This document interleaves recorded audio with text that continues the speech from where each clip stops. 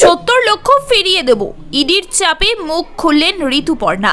Ration দুর্নীতি মামলায় বিরাট মোড়। রেশন বন্টন দুর্নীতি মামলায় নয়া মোড়। এবার 70 লক্ষ টাকা ফেরত দিতে চান এই দুর্নীতিতে সদ্য নাম জড়ানো অভিনেত্রী ঋতুপর্ণা সেনগুপ্ত। রেশন বন্টন দুর্নীতি মামলায় কেন্দ্রীয় তদন্তকারী সংস্থার জিজ্ঞাসাবাদের মুখোমুখি হওয়ার পরই এমনটা জানিয়েছেন অভিনেত্রী, দাবি ইডি সূত্রে। রাজ্যের প্রাক্তন খাদ্যমন্ত্রী জ্যোতিপ্রিয় মল্লিকের পর সম্প্রতি রেশন দুর্নীতি কাণ্ডে নাম জড়িয়েছে ঋতুপর্ণা সেনগুপ্তের। ভোটের মধ্যেই জাতীয় পুরস্কার প্রাপ্ত টলিউড অভিনেত্রী ঋতুপর্ণাকে রেশন মামলায় প্রথম তলব করেছিল ইডি। যদিও সেই তলবে সাড়া দেননি ঋতু, তবে দ্বিতীয়বার তলব করায় ইডির মুখোমুখি হয়েছিলেন ঋতুপর্ণা। গত জুন মাসে সিজিও কমপ্লেক্সে হাজিরা দিয়েছেন তিনি। প্রায় 5 ঘন্টা জিজ্ঞাসাবাদ করা হয় অভিনেত্রীকে। সেই সময় ইডি সূত্রে দাবি করা হয়, জেরায় ঋতুপর্ণা জানিয়েছেন 2013 সালে তার সংস্থায় 60 লক্ষ টাকা ঢুকেছিল ব্যাংক ট্রান্সফারের মাধ্যমে।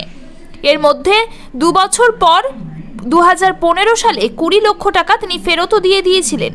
হাজিরা দিয়ে ইডি আধিকারিকদের কাছে অভিনেত্রী এই সংক্রান্ত নথিও দিয়েছেন বলে জানা যায়। সেই সময় দীর্ঘ জিজ্ঞাসাবাদের শেষে সাংবাদিকদের সামনে ঋতুপর্ণা বলেছিলেন, আমি সহযোগিতা করেছি, তদন্তকারীরাও খুশি, এই দুর্নীতির সঙ্গে আমার কোনো সম্পর্ক নেই। ইডি সূত্রে জানা গিয়েছিল, রেশন দুর্নীতিতে গ্রেফতার এক অভিযুক্তের সঙ্গে টলিউড অভিনেত্রীর প্রায় 1 কোটি টাকা নগদ লেনদেনের হদিশ মিলেছে। কোথা থেকে এলো এত টাকা?